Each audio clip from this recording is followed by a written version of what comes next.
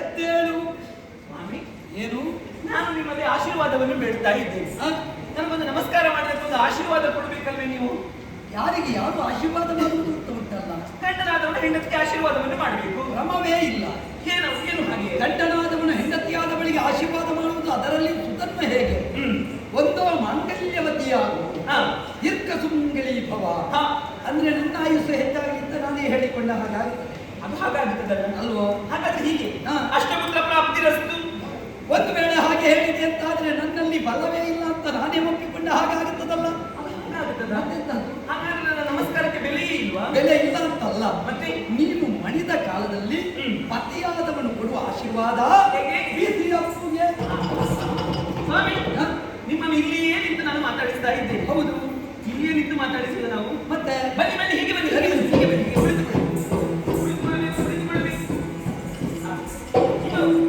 ನಿಮ್ಮ ಪಾದದ ಮೇಲೆ ಸುಳಿದಿದ್ದೇನೆ, ಅದನ್ನೇ ತೀರ್ಥ ಎನ್ನುವ ಹಾಗೆ ಸ್ವೀಕರಿಸಿದ್ದೇನೆ ಅಲ್ವೇ? ಸರಿ, ನಿಮಗೆಲ್ಲ ತೀರ್ಥ ಸ್ವೀಕರಿಸಬೇಕಿದ್ರೆ ಏನು ಸಮಸ್ಯೆ ಇಲ್ಲ, ದೇವಾಲಯಕ್ಕೆ ಹೋಗ್ಬೇಕು. ಸತ್ಯ. ನಮಗೆ ಹಾಗಲ್ಲ, ಪತಿಯೇ ದೇವರು. ಸತ್ಯ. ತೀರ್ಥ ಸ್ವೀಕಾರ ಮಾಡಬೇಕಾದ್ರೆ ನಿಮ್ಮ ಪಾದವನ್ನು ತೊಳೆದ್ರೆ ಆಯ್ತು. ಒಂದಂತೂ ತೃಪ್ತಿ ಆಯಿತು. ಮಾತ್ರವಲ್ಲ, ಲೋಕದ ಎಲ್ಲಾ ಗಂಡಂದಿರಿಗೂ ನಿನ್ನಂತಹ ಹೆಂಡತಿಯರೇ ಸಿಗಲಿ. ನೀನು ಇಷ್ಟು ಚೆನ್ನಾಗಿ ಪೂಜೆ ಮಾಡಿದೆ. ಕೆಲವು ಹೆಂಡತಿ ಗಂಡನಿಗೆ ಪೂಜೆ ಮಾಡುವುದನ್ನು ನೆನಪಿಸಿದ್ರೆ ಹೇಗೆ ಆ ಪೂಜೆಯ ಪದಿಯೇ ಬೇರೆ. ಇದು ನಿಮ್ಮ ಮುಖಕ್ಕೆ ಮಂಗಳಾರತಿಯನ್ನು ಬೆಳಗಿದವಳಿದ್ದೇನೆ. ಸ್ವಾಮಿ, ಹೀಗೆ ಬನ್ನಿ.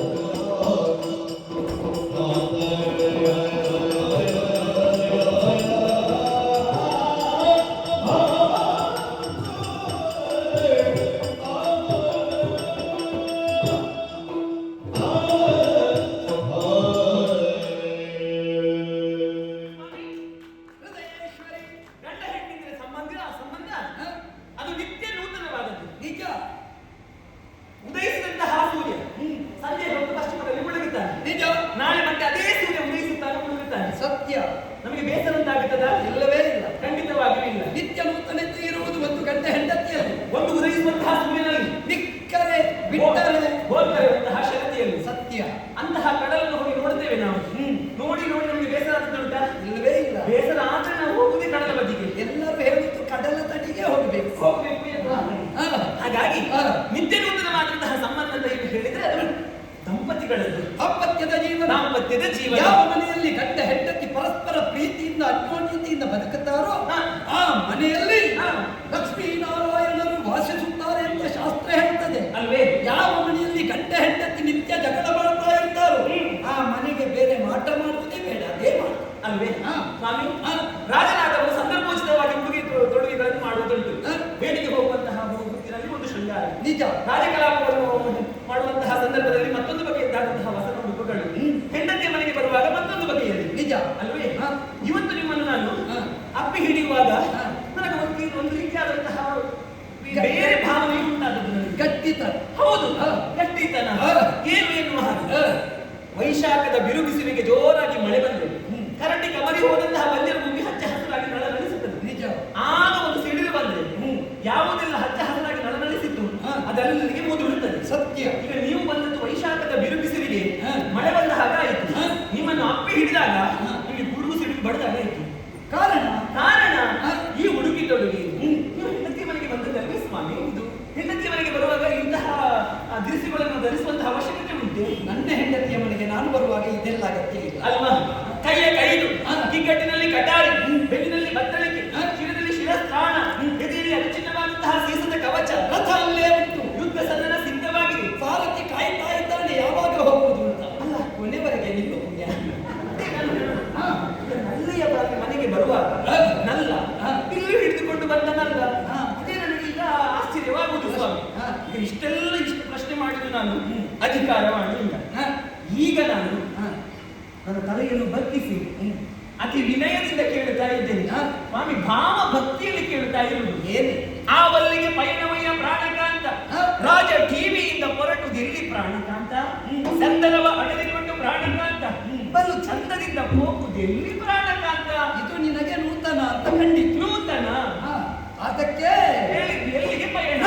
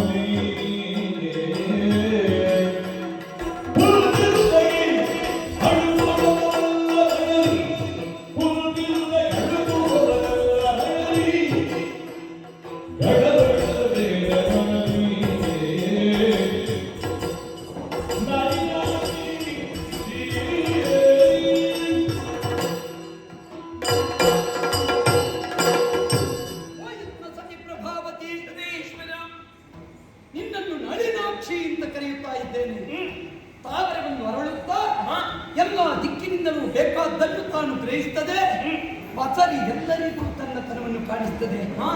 ಎಲ್ಲವನ್ನೂ ನೀನು ಆಮೂಲಾಗ್ರವಾಗಿ ನನ್ನ ನಡೆಯಲ್ಲಿ ನನ್ನ ವೇಷಭೂಷಣದಲ್ಲಿ ತಿಳಿದುಕೊಂಡವನು. ಹೆಂಡತಿಯ ಮನೆಗೆ ಬರುವಾಗ ಗಂಡನಾದವನಿಗೆ ಆಯುಧ ಬೇಕೇ? ಬೇಕೆಂದು ಕೇಳುದು. ಅವಚಿತ ಕವಚ ಬೇಕೇ? ಹಾಗಿದ್ರೆ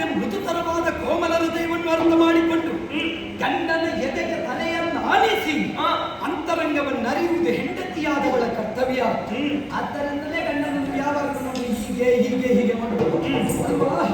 ಅದರಿಂದ ಒಳಗಿದ್ದು ಹೊರಗೆ ಬರಲಿ ಅಂದ್ರೆ ಅಂತರಂಗದ ಭಾವ ಅದು ಪರಸ್ಪರ ಪ್ರೀತಿಯ ದ್ಯೋತಕ, ನಿರ್ವ್ಯಾಜ್ಯವಾದ ಭಕ್ತಿಗೆ ಪ್ರೇಮ ಅಂತ ಹೇಳ್ತಾರೆ. ಗಂಡ ಹೆಂಡತಿಯರದ್ದು ಪ್ರೇಮ.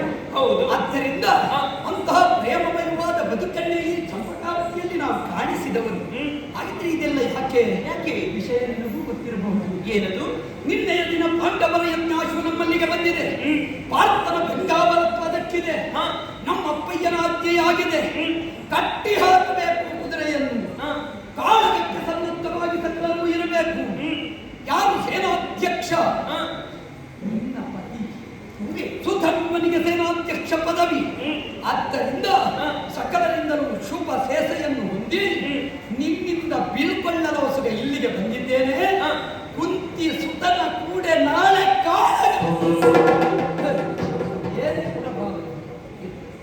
ಕುಂತಿ ಸುತನಾಗಿರುವಂತಹ ಪರ ಅರ್ಜುನನ ಕೂಡೆ ನನ್ನ ಕಾಳಗ ಎಂದಾಕ್ಷಣ ತರಂಗದಲ್ಲಿ ಕಳವಳ. ಈ ಕಳವಳಗೊಳ್ಳುವುದೇ ಕಳವಳಿಸಬೇಡ ಮನದಿ.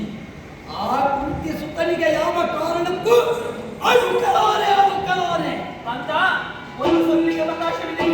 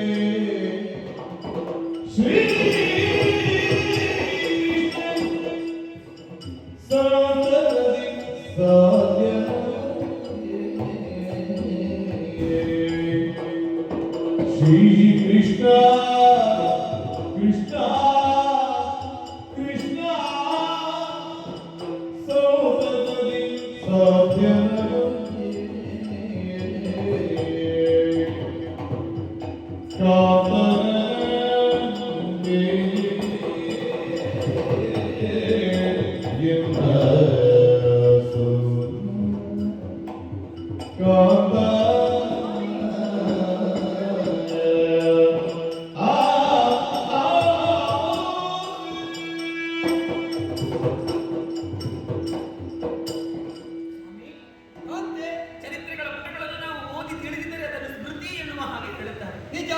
ಅಥವಾ ಯಾರಾದರೂ ಹೇಳಿದ್ದನ್ನು ಕೇಳಿದರೆ ಅದನ್ನು ಶ್ರುತಿ ಎನ್ನುವ ಹಾಗೆ ಹೇಳುತ್ತಾರೆ. ನಿಜ. ಅದು ಇಲ್ಲವಾದರೆ ಬುದ್ಧಿ ಅಂತ ಒಂದಿದೆ ಸ್ವಾಮಿ. ಮತಿ ಬುದ್ಧಿ ಆಗಾಮಿ ಅಂತ ಹೇಳ್ತಾರೆ.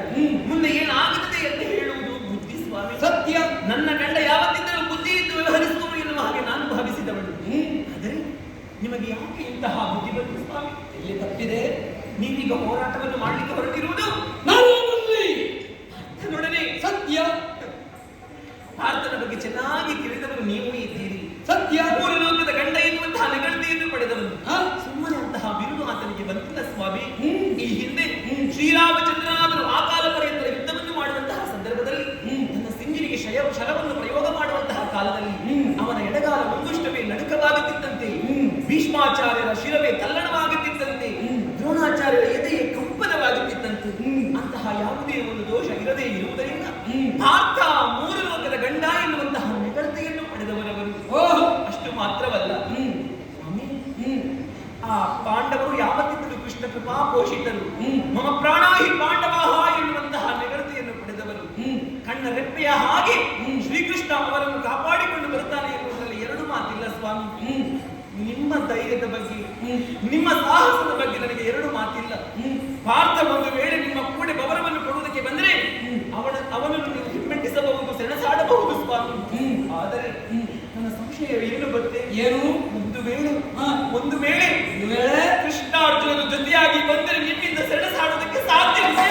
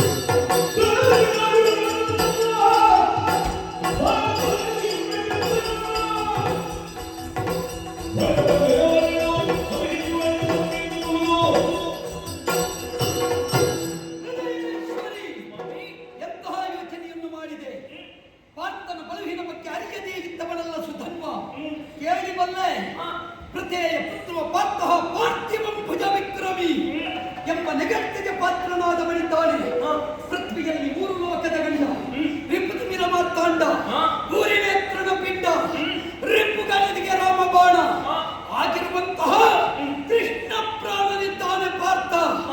ಅವನಲ್ಲಿ ಹೋರಾಟ ಮಾಡಿ ಜಯ ಸಿರಿಯನ್ನು ಪಡೆಯುವ ವೇಳೆಯಲ್ಲಿ ಕೃಷ್ಣನೇ ಅವನ ಜೊತೆಯಾಗಿ ಬಂದಂತಾದ್ರೆ ಕೃಷ್ಣ ಭಕ್ತನಾದ ನಾನೇನು ಹೇಗೆಂದು ಹಿಂದೆ ಬರ್ತೇನೆ ಅಂತ ಭಾವಿಸಿದೆಯ?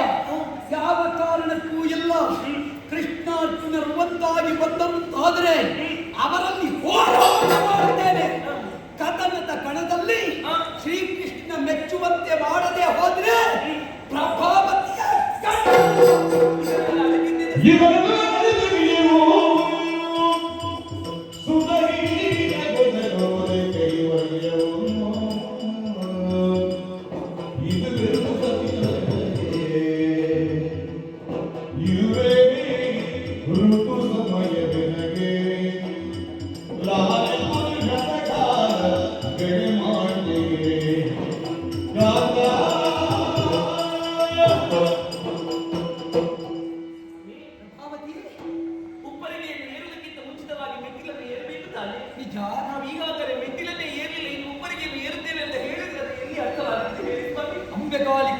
ಅಂಬರದ ಶಶಿಯನ್ನು ಬಯಸುತ್ತದೆ ಅನ್ನುವುದರ ಅರ್ಥ ಏನು ಬಲ್ಲೆಯ?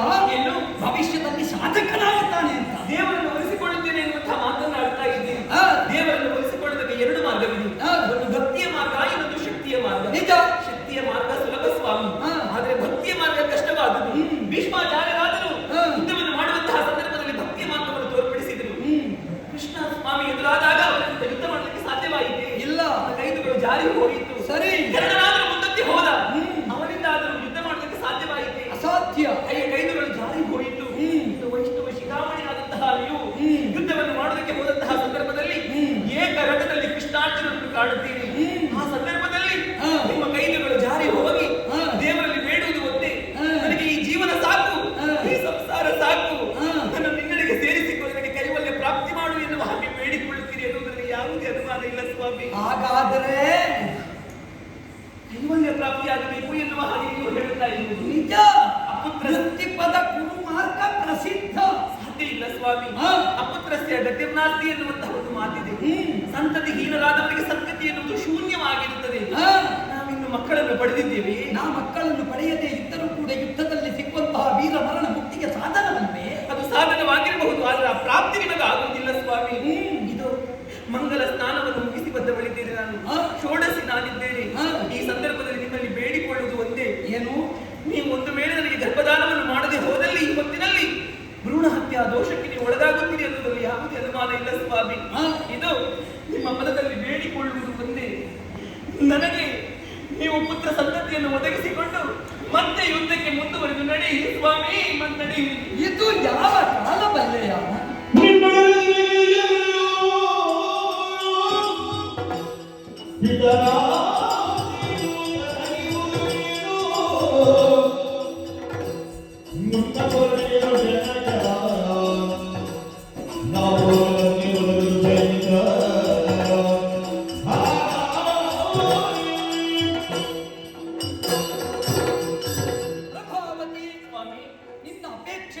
ಸಾಧುವಾದದ್ದೇ. ಹಾಗೆಂದು ನಡೆಸುವುದಕ್ಕೆ ಇದು ಕಾಲವೇ ಎನ್ನುವುದನ್ನು ನಾವು ತಿಳಿಯುವುದು ಬೇಡವೇ? ನನ್ನ ಅಪ್ಪಯ್ಯನ ಹತ್ಯೆ ಆಗಿದೆ ಇಂದು ರಾತ್ರಿ. ಸೇನಾಧ್ಯಕ್ಷ ಪದವಿ ಸುಧನ್ವನಿಗೆ ಇಂದಿನ ದಿನವನ್ನು ಕೃಷ್ಣ ದರ್ಶನಕ್ಕಾಗಿ ಮೀಸಲಿಡಬೇಕು, ಹರಿಭಜನೆಯನ್ನು ಮಾಡುತ್ತಾ ಇರಬೇಕು. ಮಾತ್ರವಲ್ಲ, ಸೇನಾಧ್ಯಕ್ಷರಾಗಿ ಸೇನೆಯ ಮುಂಚೂಣಿಯಲ್ಲಿ ನಿಲ್ಲಬೇಕು. ಸಕಲರನ್ನು ಸನ್ನದ್ಧಗೊಳಿಸಬೇಕಾದ ಸ್ಥಿತಿಯಲ್ಲಿ ನಾನಿದ್ದೇನೆ. ಈಗ ನಿನ್ನ ಜೊತೆಯಲ್ಲಿ ದಿನ ಕಳೆದೆ ಅಂತಾದ್ರೆ ಪರಿಣಾಮ ಏನು? ಒಬ್ಬ ನಾಯಕನೇ ಹಿಂದುಳಿದ ಅಂತಾಗುತ್ತದೆ. ನಾಯಕತ್ವ ಎನ್ನುವುದು ಇತರರನ್ನು ಹಿಂದೆ ಇಟ್ಟುಕೊಂಡು ತಾನು ಮುಂದೆ ಹೋಗುವುದಕ್ಕೆ, ಮಿತ್ತವರೆಲ್ಲ ಮುಂದೆ ಬಿಟ್ಟು ತಾನು ಹಿಂದೆ ನಿಲ್ಲುವುದಕ್ಕಲ್ಲವಲ್ಲ. ರಾಮನ ಆದರ್ಶವನ್ನು ಬಾಯಿಯಲ್ಲಿ ಆಡುವುದು ಮಾತ್ರ ಅಲ್ಲ ಕಾಂತೆ, ಜೀವನದಲ್ಲಿ ಲವಲೇಶವಾದರೂ ನಾವು ಅನುಷ್ಠಾನಕ್ಕೆ ತರಬೇಕು. ಸುಮ್ಮನೆ ರಾಮರಾಜ್ಯ ಅಂತ ಬೊಬ್ಬೆ ಹಾಕುವುದಲ್ಲ. ರಾಮರಾಜ್ಯ ಆಗುವಲ್ಲಿ ನಮ್ಮ ಪಾತ್ರಾಪಾತ್ರತೆ ಏನು ಎನ್ನುವುದನ್ನು ಪರಿಪೂರ್ಣವಾಗಿ ತಿಳಿಯಬೇಕು. ಅಪ್ಪನಿಗೆ ಮಗನಾಗಿ ರಾಮನ ಆದರ್ಶವನ್ನು ಪಾಲಿಸುವ ನಾನಾಗಿದ್ದೇನೆ. ಪಿತೃ ವಾಕ್ಯ ಎನ್ನುವುದು ನನಗೆ ವೇದವಾಕ್ಯ. ಆದ್ದರಿಂದ ಅಪ್ಪಯ್ಯನ ಕಟ್ಟುನಿಟ್ಟಿನ ಆದ್ಯ ಉಂಟು. ಯಾರಾದರೂ ಸಮರಕ್ಕೆ ಹಿಂದುಳಿದರು ಆದರೆ ತಪ್ತ ತೈಲ ಕಟಾಹಕ್ಕೆ ನೂಕಲಾಗುವುದು. ಏನು ನನ್ನನ್ನು ಕುದಿಯುವ ಎಣ್ಣೆಗೆ ಹಾಕುವ ಯೋಚನೆ ಇದೆ? ಬೇಡ ಕಾಂತೆ, ನಿನ್ನೊಡನೆ ದಿನ ಕಳೆಯುವುದಕ್ಕೆ ಇವತ್ತು ಹೊತ್ತಿಲ್ಲ. ಯೋಗ ಇದ್ರೆ ಮುಂದೆ ಭಾರತನಲ್ಲಿ ನಾ ಗೆದ್ದು ಬಂದರೆ, ಹರಿ ದರ್ಶನ ಆದರೆ ನೀನು ನಾನು ಸತಿಪತಿಯರಾಗಿ ಉಳಿಯುವ ಕಾಲ ಕೂಡಿ ಬಂದಿತ್ತು. ಇವತ್ತು ಸಾಧ್ಯ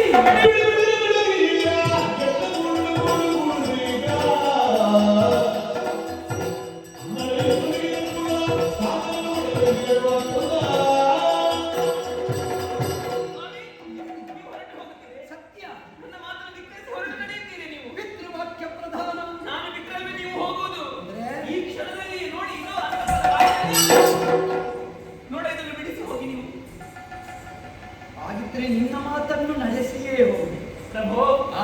ಹಠವೇ ಸ್ವಾಮಿ, ನಿಮ್ಮಲ್ಲಿ ಬೇಡಿಕೊಳ್ಳುವುದು ಒಂದೇ ಸ್ವಾಮಿ. ಜೀವನ್ಮರಣ ಸಮರ ಉದ್ಯೋಗಿಯಲ್ಲಿ ಕಾಮವಾಂಚಿಯನ್ನು ಬೇಡುವಷ್ಟು ನಿಕೃಷ್ಟಳು ನಾನಲ್ಲ ಸ್ವಾಮಿ. ನಾನು ಈ ಚಂಪಕಾವತಿಯನ್ನು ಪ್ರವೇಶ ಮಾಡುವಂತಹ ಸಂದರ್ಭದಲ್ಲಿ ನನ್ನ ಅತ್ತೆ ಸುಗರ್ಭಾದೇವಿ ಆಡಿದಂತಹ ಮಾತು, ನಿನ್ನಿಂದ ಈ ವಂಶ ಬೆಳಗಬೇಕು ಎನ್ನುವ ಹಾಗೆ ಅವರ ಆಸೆಯನ್ನು ಬಂದಿಯಾಗಿಸಬಾರದು ಎನ್ನುವಂತ ಒಂದೇ ಒಂದು ಉದ್ದೇಶದಿಂದ ನಿಮ್ಮಲ್ಲಿ ಬೇಡುತ್ತಾ ಇದ್ದೇನೆ. ಈ ಚಂಪಕಾವತಿಗೆ ಒಬ್ಬ ಯೋಗ್ಯ ಉತ್ತರಾಧಿಕಾರಿ ಬೇಕು ಎನ್ನುವಂತ ಉದ್ದೇಶದಿಂದ ನಿಮ್ಮಲ್ಲಿ ಬೇಡಿಕೊಳ್ಳುವುದನ್ನು ಮಾತ್ರಳಾಗಿ ನಿಮ್ಮಲ್ಲಿ ವರ್ತಿಸುವುದಲ್ಲ ಸ್ವಾಮಿ.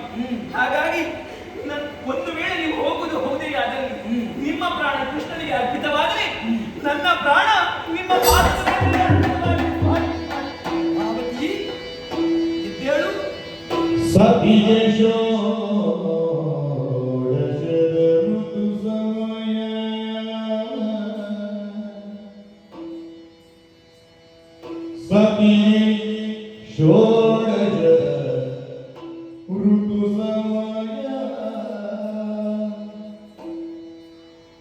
ಏಕಾದಶಿ ವ್ರತ ಅನನ್ಯೇಷ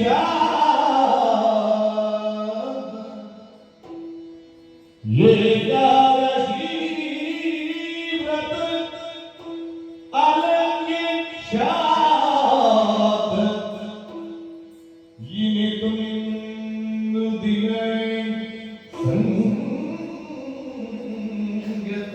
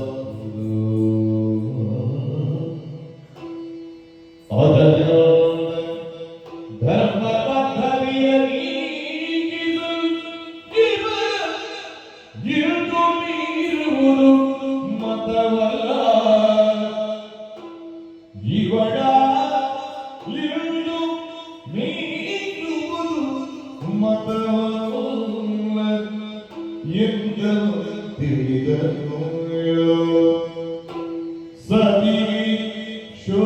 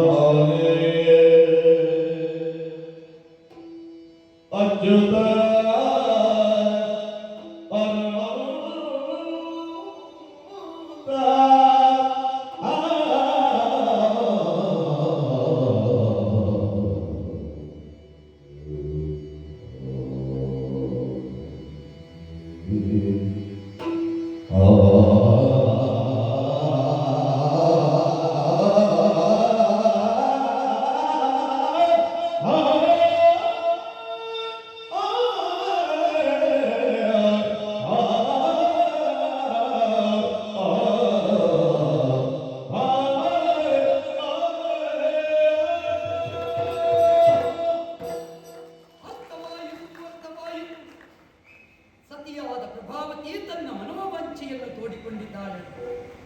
ಕಾಯದ ಕಸುವನ್ನು ಕಳೆಯುವುದಕ್ಕೆ ಬೇಕಾಗಿ ಇಂಥ ಕಾಮವಾಂಛೆಯಲ್ಲ, ಗಂಡನಿಗೆ ತಕ್ಕ ಹೆಂಡತಿಯಾಗಿ ಸದ್ಗೃಹಿಣಿಯಾಗಿ ಪ್ರಾಜಾಪತ್ಯ ಹಣದ ಪರಿಪೂರ್ಣತೆಯನ್ನು ಅರ್ಥ ಮಾಡಿಕೊಂಡವಳಾಗಿಯೇ ತನ್ನ ವಾಚ್ಯೆಯನ್ನು ನನ್ನ ಮುಂದಿಟ್ಟಿದ್ದಾಳೆ.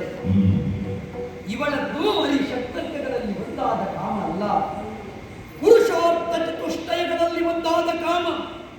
ಕಾಮ ಎನ್ನುವುದು ಯಜ್ಞವಾಗುತ್ತದೆ, ಸಂಸಾರ ಎನ್ನುವಂತಹ ವೃಕ್ಷ ಚಿಗುರುವುದಕ್ಕೆ ಬೇಕಾಗಿ.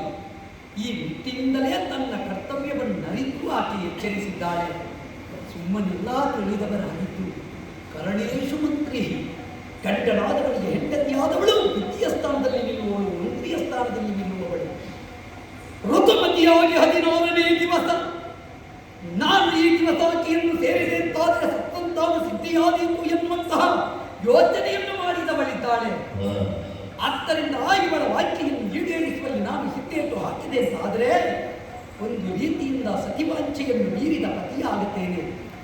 ಯಜ್ಞಮುಖದಲ್ಲಿ ಧರ್ಮೇಕ ಹತ್ತೇಕ ಕಾಮೇಕ ಮಾತಿಕರೋವ್ಯಯಂ, ಧರ್ಮ ಅರ್ಥ ಕಾಮದಲ್ಲಿ ಯಾವತ್ತೂ ಬಿಟ್ಟುಕೊಡುವುದಿಲ್ಲ ಅಂತ ಆಡಿದ ವಾಕ್ಯಕ್ಕೆ ಮೌಲ್ಯದಲ್ಲಿ ಉಂಟು. ಹಾಗಾದ ಕಾರಣ ನಡೆಸಲೇಬೇಕು. ನಡೆಸುವುದಕ್ಕೆ ಮುಂದಾದೆ ಎಂದಾದರೆ ಪರಿಣಾಮ ಏನು? ಪಿತೃವಾಕ್ಯವನ್ನು ಉಲ್ಲಂಘಿಸಿದಂತಹ ಪಾಪರನ್ನು ಪಾಲಿಗೆ ಬರುವುದಿದೆ. ಅಂತೂ ಒಂದು ಇಕ್ಕಟ್ಟಿನ ಸ್ಥಿತಿಯಲ್ಲಿ ಭಗವಂತ ನನ್ನನ್ನು ಪರೀಕ್ಷೆಗೆ ಒಡ್ಡಿದ್ದಾನೆ ಎನ್ನುವುದರಲ್ಲಿ ಎರಡು ಮಾತಿಲ್ಲ. ಒಂದಂತೂ ಸ್ಪಷ್ಟ, ಈಕೆ ಅಪೇಕ್ಷಿಸಿದ್ದು ಭವಿಷ್ಯದ ರಾಜಾಪತ್ಯರಣದ ಕೊಡುಗೆಯನ್ನು. ಈ ಪ್ರಪಂಚದಲ್ಲಿ ಶಾಸ್ತ್ರಕಾರರನ್ನು ಮಾತನ್ನು ಹೇಳಿದರು. ಹೆಣ್ಣಾದವಳು ಋತುಮತಿಯಾಗಿ 7, 9, 11, 13, 15, 17 ಈ ಬೆಸ ಸಂಖ್ಯೆಯ ದಿನದಲ್ಲಿ ಸತಿಯನ್ನು ಸೇರಿದಂತಾದರೆ ಹೆಣ್ಣು ಸಂತಾನ ಆಗುತ್ತದೆ. 8, 10, 12, 14, 16 ಈ ಸಮಸಂಖ್ಯೆಯ ದಿನದಲ್ಲಿ ಸತಿಯನ್ನು ಸೇರಿದಂತಾದರೆ ಗಂಡು ಸಂತಾನ ಆಗುತ್ತದೆ. ನಾಳೆ ಯಾರಿಗಾದ್ರೂ ಉಪಕಾರ ಆಗುತ್ತಿದ್ರೆ ಇದರಿಂದ ಆಗುತ್ತದೆ. ಹೀಗಾಗಿ ಈ ತತ್ವವನ್ನು ಅರಿತವ ನಾನು ಇಂದಿನ ದಿನ 16ನೇ ದಿನ ಋತುಮತಿಯಾಗಿ ಈಕೆಯನ್ನು ನಾ ಸೇರಿದೆ ಅಂತಾದರೆ ಪರಿಣಾಮದಲ್ಲಿ ಭವಿಷ್ಯತ್ತಿಗೆ ಮತ್ತೊಬ್ಬ ಸುಧರ್ಮನನ್ನು ಕೊಟ್ಟ ಪುಣ್ಯಕ್ಕೆ ನಾ ಭಾಜನನಾಗುತ್ತೇನೆ ಎನ್ನುವುದೇ ನನ್ನ ಯೋಚನೆ. ಒಂದು ವೇಳೆ ಪೂರೈಸುವಲ್ಲಿ ಪಿತೃವಾಕ್ಯ ಉಲ್ಲಂಘನ ಆದೀತೆ ಆಗುವುದಕ್ಕೆ ಸಾಧ್ಯ ಇಲ್ಲ. ಆಪದ್ಧರ್ಮಶಾಸ್ತ್ರಕಾರರು ಒಂದು ವಿಚಾರವನ್ನು ಹೇಳಿದರು. ಒಂದೇ ದಿವಸ ಏಕಾದಶಿ ಬಂತು, ಅದೇ ದಿವಸ ಪಿತೃಶ್ರಾದ್ದದ ದಿನ, ಅದೇ ದಿವಸ ಹೆಂಡತಿ ಋತುಮತಿ. ಈ 3 ಏಕಕಾಲದಲ್ಲಿ ಒದಗಿದ್ರೆ ಏನು ಮಾಡಬೇಕು? ಪಿತೃಶ್ರಾದ್ದವನ್ನು ಮಾಡುವುದು, ಶೇಷಾನ್ನವನ್ನು ಭುಜಿಸದೇ ಇದ್ರೆ ಫಲ ಇಲ್ಲ, ಬದಲಾಗಿ ಆಕ್ರಾಣಿಸಿದ್ರೆ ದೊಡ್ಡ ಫಲ. ಹಾಗೆಂದು ವ್ರತಭಂಗ ಆಗುವುದಿಲ್ಲ. ಮಾತ್ರವಲ್ಲ, ಪಿತೃವಾಕ್ಯವನ್ನು ನಡೆಸುವಲ್ಲಿ ಆತನು ಇಡೀ ದಿವಸ ನಿದ್ದೆ ಬಿಟ್ಟು ನಡುರಾತ್ರಿವರೆಗೆ ಎಚ್ಚರದಿಂದ ಇದ್ದ ಅಂತಾದರೆ ಪಿತೃವಾಕ್ಯವೆನ್ನುವಂತಹ ಹರಿ ಭಕ್ತಿಯನ್ನು ಉಳಿಸಿದ ಹಾಗಾಗುತ್ತದೆ. ನಡುರಾತ್ರಿ ಕಳೆದು ಸತಿಯನ್ನು ಸೇರಿದ ಅಂತಾದರೆ ಆ ಪತ್ತಿಗೆ ಮಾತ್ರ ಅದರಲ್ಲಿ ದೋಷ ಇಲ್ಲ ಅಂತ ತಿಳಿದವರಾಡಿದರು. ಆದ್ದರಿಂದ ಇಂದು ಈಕೆಯ ಮನೋವಾಂಛೆಯನ್ನು ಈಡೇರಿಸಿದರ ಪುಣ್ಯ, ಭ್ರೂಣ ಹತ್ಯೆಯಿಂದ ದೂರವಾದ ಪಾಪ, ದೂರವಾದ ಪುಣ್ಯ. ಮಾತ್ರವಲ್ಲ, ಸತಿಗೆ ತಕ್ಕ ಪತಿಯಾಗಿ ನಡೆದ ಪುಣ್ಯ, ಪಿತೃವಾಕ್ಯಕ್ಕೆ ಚ್ಯುತಿಬಾರದಂತೆ ಅಚ್ಚುತ ಮೆಚ್ಚುವಂತದಿ ನಡೆದ ಪುಣ್ಯ. ಇದು ಸಮನ್ವಯಗೊಳ್ಳುತ್ತದೆ. ಹೀಗೆ ನಿನ್ನ ಅಪೇಕ್ಷೆಯನ್ನು ಈಡೇರಿಸ್ತೇನೆ.